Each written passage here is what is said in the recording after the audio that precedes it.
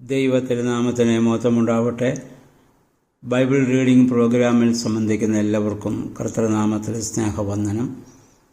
ഇന്ന് നമ്മൾ വായിച്ച് ധ്യാനിക്കുന്നത് വിശുദ്ധ ലൂക്കോസിൻ്റെ സുവിശേഷം 20-ാം അധ്യായമാണല്ലോ. 20-ാം അധ്യായത്തിൽ പറയുന്ന മിക്കവാറും എല്ലാ കാര്യങ്ങളും ഇതിനു മുൻപ് മത്തായിയുടെ സുവിശേഷത്തിലും മർക്കോസിൻ്റെ സുവിശേഷത്തിലും നമ്മൾ വായിച്ച് ധ്യാനിച്ച ഭാഗങ്ങൾ തന്നെയാണ്. എന്നാലും അല്പസമയത്തുമായി ചിന്തിച്ച് ചില കാര്യങ്ങൾ കൂടി നമുക്ക് ചിന്തിക്കാം. അതിൻ്റെ 1 മുതൽ 8 വരെയുള്ള വാക്യങ്ങളിൽ കർത്താവ് യെരുശലേം ദേവാലയത്തിൽ പഠിപ്പിക്കുമ്പോൾ അവരൊന്ന് ചോദിക്കുന്നു, നീ എന്ത് അധികാരം കൊണ്ടാണ് ഇത് ചെയ്യുന്നത്? അതിന് തൊട്ട് മുൻപ് കർത്താവ് ദേവാലയ ശുദ്ധീകരണം നടത്തുന്നത് നമ്മളിതിനു മുമ്പുള്ള 19-ാം അധ്യായത്തിൻ്റെ അവസാന ഭാഗത്ത് നമ്മൾ കണ്ടതാണ്. വിൽക്കുന്നവരെയും വാങ്ങുന്നവരെയൊക്കെ കർത്താവ് പുറത്താക്കുകയും ശാസിക്കുകയും ശിക്ഷിക്കുകയൊക്കെ ചെയ്തു. അപ്പോൾ അത് കഴിഞ്ഞ് കർത്താവ് ദേവാലയത്തിൽ അവരെ പഠിപ്പിക്കാനും തുടങ്ങി. അപ്പോൾ അവർ ചോദിക്കുന്നു, നീ എന്ത് അധികാരം കൊണ്ടാണ് ഇത് ചെയ്യുന്നത്? ദേവാലയ സംബന്ധമായ അധികാരങ്ങളുള്ളത് ലേവ്യ ഗോത്രത്തിനാണ്. അതിൽ നിന്നാണ് പുരോഹിതന്മാർ, ശാസ്ത്രിമാർ, പരീശന്മാർ അവരൊക്കെ ആ ഗോത്രത്തിൽപ്പെട്ട ആളുകളാണ്. അവരാണ് ദേവാലയ സംബന്ധമായ കാര്യങ്ങളൊക്കെ കൂടുതൽ പഠിക്കുകയും പഠിപ്പിക്കുകയും ശുശ്രൂഷകൾ ചെയ്യുകയും ഒക്കെ ചെയ്യുന്നത് അവരാണ്.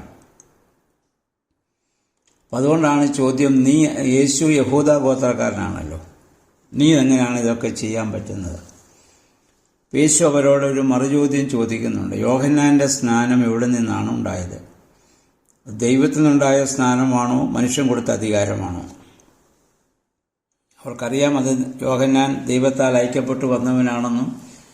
യോഹന്നാൻ്റെ സുവിശേഷം 1-ാം അധ്യായം നമ്മൾ വായിക്കുന്നുണ്ടല്ലോ, ദൈവം അയച്ചിട്ടൊരു മനുഷ്യൻ വന്നു, അവന് യോഹന്നാൻ എന്ന് പറഞ്ഞു. അവർക്ക് വ്യക്തമായി അറിയാം. അറിഞ്ഞുകൊണ്ട് തന്നെയാണ് അവർ ചോദിക്കുന്നത്.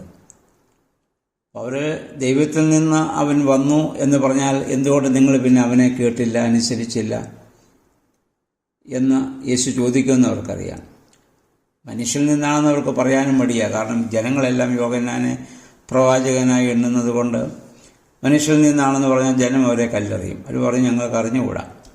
അപ്പോൾ കർത്താവ് പറഞ്ഞു, എൻ്റെ അധികാരം ഏതാണെന്ന് ഞാനും നിങ്ങളോട് പറയുന്നില്ല.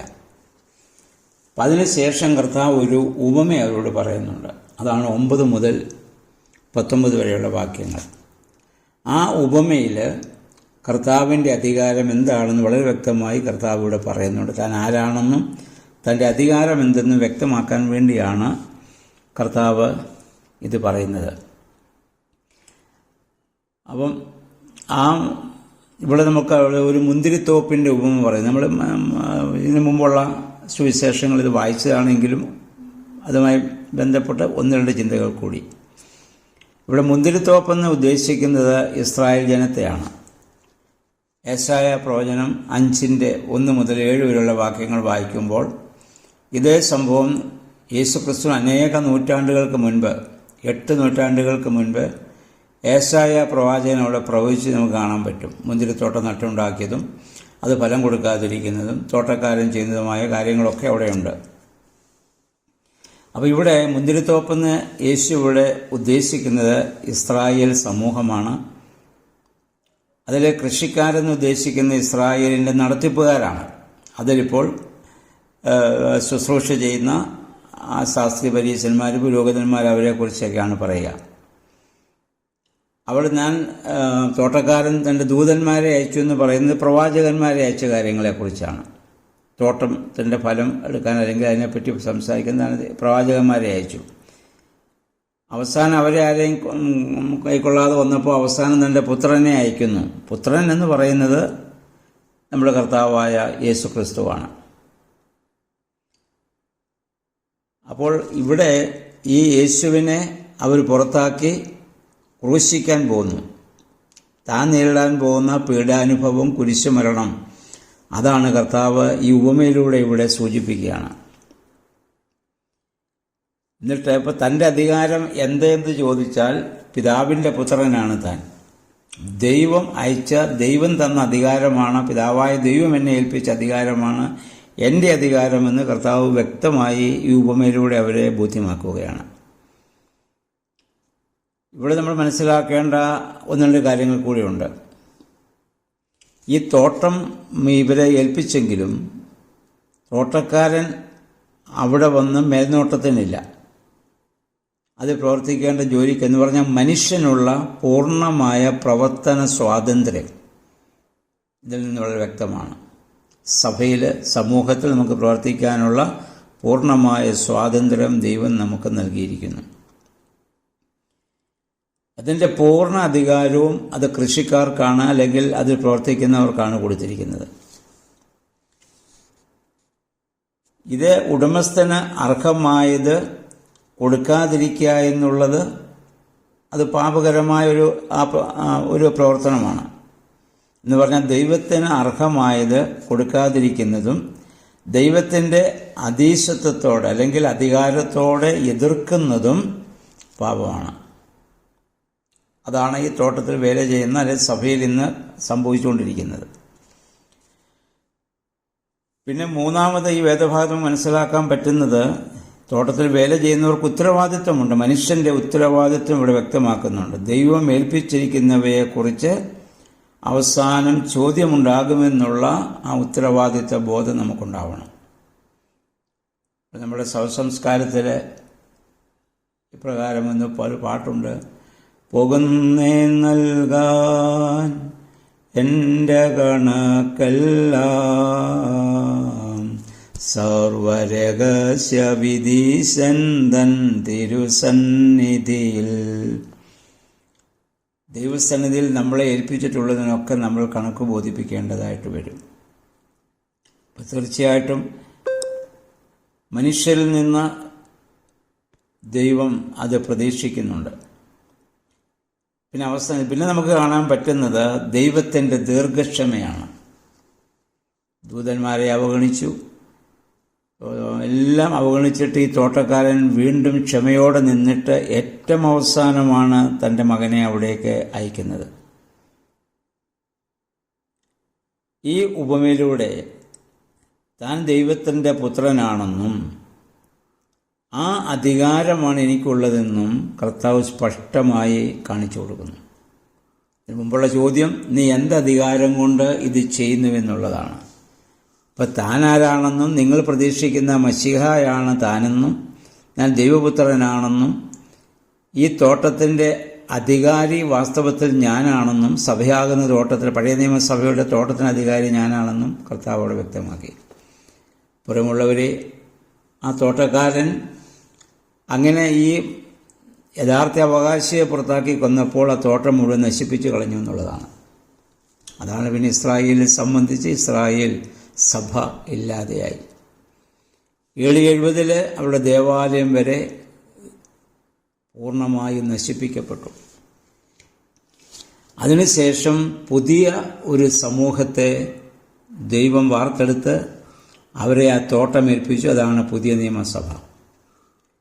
പുതിയ നിയമസഭയിൽ ജീവിക്കുന്ന, പ്രവർത്തിക്കുന്ന നമ്മുടെ ഉത്തരവാദിത്വം എന്താണെന്ന് നമ്മൾ തിരിച്ചറിയണം. തോട്ടത്തിൻ്റെ ഉടമസ്ഥനെയും തോട്ടത്തിൻ്റെ അവകാശിയെയും തിരിച്ചറിഞ്ഞ് അവനെ സ്വീകരിച്ച് അവനുള്ള പ്രതിഫലമെന്ന് പറയുന്നത് നമ്മുടെ പ്രവർത്തനങ്ങളാണ്, ദൈവസന്നിധിയിലുള്ള നമ്മുടെ സമർപ്പണമാണ്. അപ്പോൾ ദൈവത്തിന് അർഹപ്പെട്ടത് കൊടുക്കുവാൻ നമുക്ക് സാധിക്കണമെന്നുള്ളതാണ്. അപ്പം അതുമായി ബന്ധപ്പെട്ടാണ് അടുത്ത ചോദ്യം വരുന്നത്. 20 മുതലുള്ള വാക്യങ്ങളിൽ അവർ വന്ന് യേശുവിനോട് ചോദിക്കുന്നുണ്ട്, കൈസർക്ക് കരം കൊടുക്കുന്നത് വിഹിതമാണോ അല്ലയോ? അതായത് ഗവൺമെൻറ്റിന് അഥവാ അന്നത്തെ ഭരണം നടത്തുന്ന കൈസറിന് പ്രതിവർഷം ഓരോ യഹൂദനും ഓരോ ദീനോറോ കരം കൊടുക്കണമെന്നുള്ളത് നിയമമാണ്. അത് 14 വയസ്സ് മുതൽ 65 വയസ്സ് വരെയുള്ള പുരുഷന്മാരും 12 വയസ്സ് മുതൽ 65 വയസ്സ് വരെ പ്രായമുള്ള സ്ത്രീകളും അത് എല്ലാ വർഷവും അത് കൊടുക്കേണ്ടതാണ്.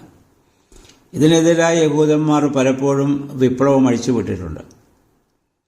ഈ പ്രശ്നത്തിൽ കർത്താവിൻ്റെ വായിൽ നിന്ന് വരുന്ന മറുപടിയുടെ വെളിച്ചത്തിൽ യേശുവിനെ രാഷ്ട്രീയ കുറ്റവാളിയാക്കാനുള്ള ഒരു ഗൂഢ ശ്രമമാണ് അവരവിടെ നടത്തുന്നത്.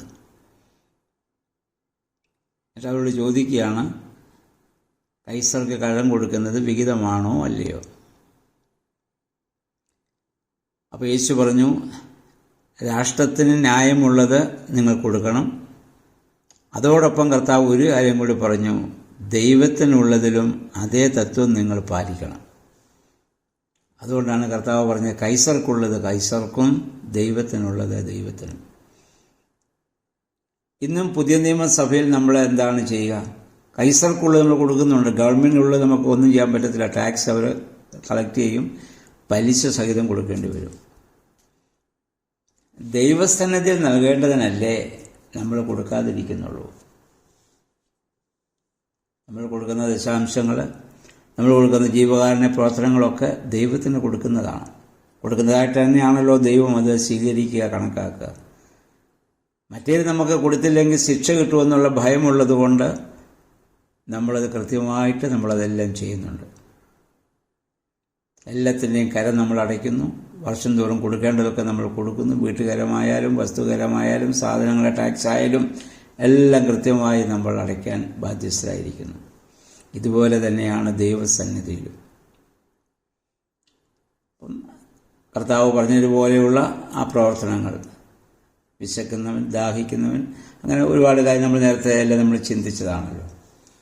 അങ്ങനെയുള്ള പ്രവർത്തനങ്ങളും നമുക്ക് ദൈവരാജ്യത്തെ വേണ്ടിയുള്ളതും നമ്മൾ കൊടുക്കാൻ ബാധ്യസ്ഥരാണെന്നുള്ള കാര്യം കർത്താവിലൂടെ ബോധ്യമാക്കുകയാണ്. പിന്നെ അവർ യേശുവിൻ്റെ അടുത്ത് വന്ന് ചോദിക്കുന്നത്, യേശു തമ്പുരാനെ അവരോട് ചോദിക്കുന്നു, ഒരു കാര്യം കർത്താവരോട് ചോദിക്കുന്നുണ്ട്. അതായത്, ഞാൻ അബ്രഹാമിൻ്റെ ദൈവമെന്നും ഇസ്ഹാക്കിൻ്റെ ദൈവമെന്നും യാക്കോബിൻ്റെ ദൈവമെന്നും ആണെന്നും ദൈവം മരിച്ചവരുടെ ദൈവമല്ലെന്നും യേശു തമ്പുരാൻ ഇവിടെ പറയുന്നുണ്ട്. അത് പറയാൻ കാരണം, അതിനു മുൻപ് ഒരു വിവാദപരമായ ചോദ്യം യേശുവിൻ്റെ അടുത്ത് വന്നു. ഇത് നമ്മൾ മുൻ സുവിശേഷങ്ങളിൽ ചിന്തിച്ചതാണ്. മത്തായിയുടെ സുവിശേഷം 22-ന്റെ 23-33 വരെയുള്ള വാക്യങ്ങളിലും മർക്കോസിൻ്റെ സുവിശേഷം 12-ന്റെ 18 മുതൽ 27 വരെയുള്ള വാക്യങ്ങളും. അതായത് ലിബറേറ്റ് മാരേജിനെ കുറിച്ചാണ്, ദേവരധർമ്മം. അത് നടത്തുന്നത് ശരിയാണോ എന്നുള്ളതാണ് ചോദ്യം. ആവർത്തന പുസ്തകം 25-ന്റെ 5 മുതൽ വാക്യങ്ങൾ നമുക്കിത് കാണാൻ പറ്റും. മോശയിക ന്യായപ്രമാണത്തിൽ ഉണ്ടായിരുന്ന ഒരു കാര്യമായിരുന്നത്, ഒരു പുരുഷനും മക്കളില്ലാതെ മരിച്ചാൽ അവൻ്റെ സഹോദരൻ അവൻ്റെ ഭാര്യ വിവാഹം കഴിച്ച് മരിച്ചവൻ്റെ പേരിൽ മരിച്ചവന് വേണ്ടി മക്കളെ ജനിപ്പിക്കണം. അപ്പം അതാണ് അവർ ചോദിച്ച, ഒരു സ്ത്രീയെ 7 പേര് വിവാഹം കഴിച്ചു, പുനരുദ്ധാനത്തിൽ അവൾ ആർക്ക് ഭാര്യയാകും? യേശു പറഞ്ഞു, പുനരുദ്ധാനത്തിൽ എല്ലാവരും മാലാഖമാരെ പോലാണ്. അവൾ വിവാഹത്തിനെടുക്കുന്നില്ല, വിവാഹത്തിന് കൊടുക്കുന്നില്ല. അപ്പോൾ അവർ ആ രീതിയിലാണ്. കാരണം ജഡീക വികാരങ്ങളുള്ളത് ഭൂമിയിൽ മാത്രമാണുള്ളത്, ദൈവസന്നിധിയിൽ അതില്ല. ഈ പുനരുദ്ധാനത്തിൻ്റെ മക്കൾ എന്ന നിലയിൽ അവർ ദൈവദൂതന്മാർക്ക് തുല്യരും ദൈവമക്കളുമാണെന്ന് യേശു പറഞ്ഞു. അതുകൊണ്ട് അവർക്ക് മരിക്കാനൊക്കത്തില്ല. എന്നിട്ട് കർത്താവ് തന്നെ 37 വാക്യങ്ങൾ പറയുന്നുണ്ട്, മോശ പോലും മുൾപ്പടർപ്പെങ്കിൽ വെച്ച് കർത്താവിനെ അബ്രാഹത്തിൻ്റെ ദൈവമെന്നും ഇസ്ഹാക്കിൻ്റെ ദൈവമെന്നും യാക്കോബിൻ്റെ ദൈവമെന്നും വിളിച്ചുകൊണ്ട് മരിച്ചവർ ഉയർക്കുമെന്ന് കാണിച്ചു തന്നിട്ടുണ്ട്. അവിടുന്ന് മരിച്ചവരുടെ ദൈവമല്ല, ജീവനുള്ള ദൈവമാണ്. അപ്പോൾ ഈ വാക്യത്തിൻ്റെ അടിസ്ഥാനത്തിൽ ഒന്നിൽ നമ്മൾ വിശ്വസിക്കണം, അബ്രാഹാം, ഇസ്ഹാക്ക്, യാക്കോബ് എന്നിവർ മരിച്ചിട്ടില്ല. അല്ലെങ്കിൽ അവർ മരിച്ചാലും ജീവിക്കുന്നു. നമുക്കറിയാം, അവരെല്ലാം ആ വാഗ്ദത്ത പിതാക്കന്മാരൊക്കെ മരിച്ചടക്കപ്പെട്ടതായി വേദപുസ്തകത്തിൽ തെളിവുണ്ട്. അപ്പോൾ മരിച്ചടക്കപ്പെട്ടു, പക്ഷേ അവർ ഇന്നും ജീവിക്കുന്നു. അതുകൊണ്ടാണ് ഞാൻ അവരുടെ ദൈവമാണെന്ന് യേശു പറയാനുള്ള കാരണം. എന്നിട്ടാണ് അതുകൊണ്ടാണ് പറഞ്ഞത്, ദൈവം മരിച്ചവരുടെ ദൈവമല്ല, ജീവനുള്ള ദൈവമാണ്. മരിച്ചവരുടെ പുനരുത്ഥാനത്തെക്കുറിച്ച് യേശു കൊടുക്കുന്ന വലിയ ഒരു വാഗ്ദത്തമാണ്, മുന്നറിയിപ്പാണിത്. വിശ്വാസത്തോടെ മരിക്കുന്നവരാരും അവർ നശിക്കുകയല്ല, അവർ ജീവിച്ചിരിക്കുകയാണ്. അബ്രഹാം, ഇസ്ഹാക്ക്, യാക്കോബ് അവരൊക്കെ മരിച്ച് ഭൗതികമായി ശരീരപ്രകാരം മരിച്ച് സംസ്കരിക്കപ്പെട്ടവരാണ്. പക്ഷേ അവർ ജീവിക്കുന്നു. അതുകൊണ്ടാണ് ദൈവം ജീവിക്കുന്നവരുടെ ദൈവമാണെന്ന് യേശു പറയാനുള്ള കാരണം. ഇനി ഇന്നലെ കർത്താവ് മറ്റൊരു ചോദ്യം ചോദിക്കുന്നുണ്ട്. 41 മുതലുള്ള വാക്യങ്ങളിൽ കർത്താവിൻ്റെ കർത്താവിനെ അരുളി ചെയ്തു, ഞാൻ നിന്റെ ശത്രുക്കളെ നിന്റെ പാദപീഠമാക്കോളം നിന്റെ വലതുഭാഗത്തിരിക്കുക. ദാവീദ് അവനെ കർത്താവെന്ന് വിളിക്കുന്നുവെങ്കിൽ അവനെങ്ങനെയാണ് പിന്നെ ദാവീദിൻ്റെ പുത്രൻ എന്ന് പറയാൻ പറ്റുന്നത്? എന്ന് പറഞ്ഞാൽ ഭൗമിക രാജാവായി മെസ്സിഹായെ കാണുന്നതിന് പകരം കർത്താവായി അവനെ കാണണമെന്നാണ് കർത്താവ് പറഞ്ഞതിൻ്റെ അർത്ഥം. ദാവീദ് മരിച്ചടക്കപ്പെട്ട ആളാണ്. ദാവീദ് എങ്ങനെയാണ് യേശുവിനെ കർത്താവ് എന്ന് വിളിക്കാൻ പറ്റുന്നത്? ദാവീദിൻ്റെ ആ തലമുറകളിൽ നിന്ന്, വംശത്തിൽ നിന്ന് പിന്നീടാണ് യേശു മനുഷ്യാവതാരം ചെയ്യുന്നത്. അപ്പോൾ യേശു നിത്യദൈവമാണെന്നുള്ള ബോധ്യം ദാവീദ് പരിശുദ്ധാത്മ പ്രേരിതമായി എഴുതി. അപ്പോൾ ആ മരണാനന്തര ജീവിതത്തെക്കുറിച്ചുള്ള പ്രത്യാശകളൊക്കെ വെളിവാക്കുന്ന വേദവാക്യങ്ങളാണിത്. 45 മുതൽ 47 വരെയുള്ള ഭാഗങ്ങളിൽ നിയമജ്ഞന്മാരുടെ ആ കപട ജീവിതത്തെക്കുറിച്ചാണ് കർത്താവ് ഇവിടെ പറയുന്നത്. അവരുടെ സപ്രയന്മാരുടെ അഹംഭാവത്തിനുള്ള നിശ്ചിതമായ ഒരു വിമർശനം കർത്താവ് ഇവിടെ നടത്തുകയാണ്. അവരുടെ ആ സ്ഥാനം വലുതാണെന്ന് കരുതിയുള്ള അഹംഭാവം അത് കുറ്റകരമാണെന്ന്. ഇന്നും നമുക്കുള്ളതായ അധികാരങ്ങൾ, സ്ഥാനങ്ങൾ അഹങ്കരിക്കുവാനുള്ളതല്ല. അത് മറ്റുള്ളവരെ ശുശ്രൂഷിക്കുവാനും സ്നേഹിക്കുവാനും കരുതുവാനുമുള്ളതാണെന്നുള്ള ബോധ്യത്തോടെ സഭാതലത്തിൽ എല്ലാവരും ചിന്തിക്കുകയും പ്രവർത്തിക്കുകയും ചെയ്യുകയാണെങ്കിൽ ഈ സഭ ഭൂമിയിലൊരു സ്വർഗമായി മാറും. അതിനു പകരം രാഷ്ട്രീയപരമായി മാത്രം സഭയെ കാണുകയും രാഷ്ട്രീയത്തിലെ പോലുള്ള പ്രവർത്തനങ്ങൾ നമ്മളിവിടെ പ്രവർത്തിക്കുകയും ചെയ്യുമ്പോഴാണ് സഭയിൽ അരാജകത്വം ഉണ്ടാകുന്നത്. ദൈവം വിഭാവന ചെയ്ത ദൈവരാജ്യം,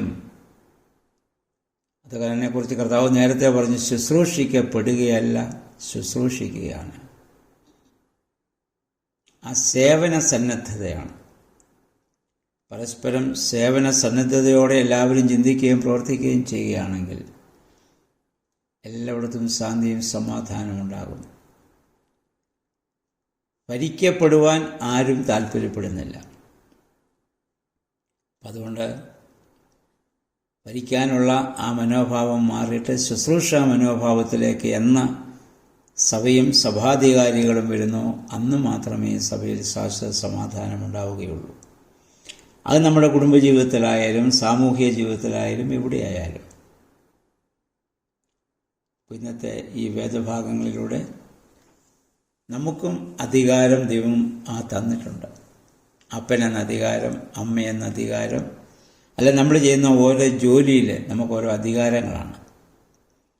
ആ ശുശ്രൂഷാ തലങ്ങളിൽ നമ്മൾ എങ്ങനെ പ്രവർത്തിക്കുന്നു, എങ്ങനെ ഇടപെടുന്നു എന്ന് ഓരോരുത്തരും ചിന്തിക്കുക.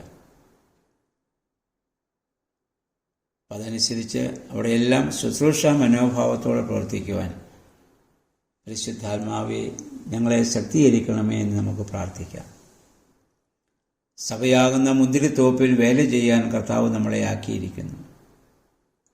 യഥാർത്ഥ ഉടമസ്ഥൻ നമുക്ക് പ്രവർത്തിക്കാനുള്ള സ്വാതന്ത്ര്യമെല്ലാം തന്ന പിതാവായ ദൈവം. പക്ഷേ അതിനെ കണക്ക് ബോധിപ്പിക്കുവാൻ നമ്മൾ ബാധ്യസ്ഥരാണ്. ഒരു നാൾ തൻ്റെ പുത്രൻ വരും ആ കണക്ക് ചോദിക്കുവാൻ. അവൻ്റെ മുൻപാകെ കണക്ക് ബോധിപ്പിക്കാൻ നമ്മൾ ബാധ്യസ്ഥരാണ്. പഴയ നിയമസഭ അതിന് തയ്യാറാകാതെ അവനെ യഹൂദ സമൂഹത്തിന് പുറത്താക്കി കൊന്നുകളഞ്ഞു. അതുകൊണ്ടാണ് യേശുവിനെ പട്ടണത്തിന് പുറത്തു കൊണ്ടുപോയി ക്രൂശിച്ചു എന്ന് നമ്മൾ വായിക്കുന്നുണ്ട്. പക്ഷെ അതുകൊണ്ട് ആ തോട്ടം മറ്റൊരു സമൂഹത്തെ, പുതിയ നിയമസഭയായ നമ്മളെ ദൈവം ഏൽപ്പിച്ചിരിക്കുന്നു. അവിടെ ആത്മാർത്ഥതയോടും സത്യസന്ധതയോടും നീതിബോധത്തോടും കൂടി പ്രവർത്തിക്കുവാൻ പരിശുദ്ധാത്മാവെ ഞങ്ങളെ ശക്തീകരിക്കണമേ എന്ന് നമുക്ക് പ്രാർത്ഥിക്കാം. ഇന്നേ ദിവസം ഈ 20-ാം അധ്യായം വായിച്ച് ധ്യാനിച്ച് അതനുസരിച്ച് നമ്മുടെ ജീവിതത്തെ ക്രമപ്പെടുത്തുവാൻ ദൈവം എല്ലാ അനുഗ്രഹങ്ങളും നൽകട്ടെ എന്നുള്ള പ്രാർത്ഥനയോടെ എല്ലാവർക്കും നല്ല ഒരു ശുഭദിനം ആശംസിച്ചുകൊണ്ട് നിർത്തുന്നു. ദൈവനാമം മഹത്വപ്പെടട്ടെ.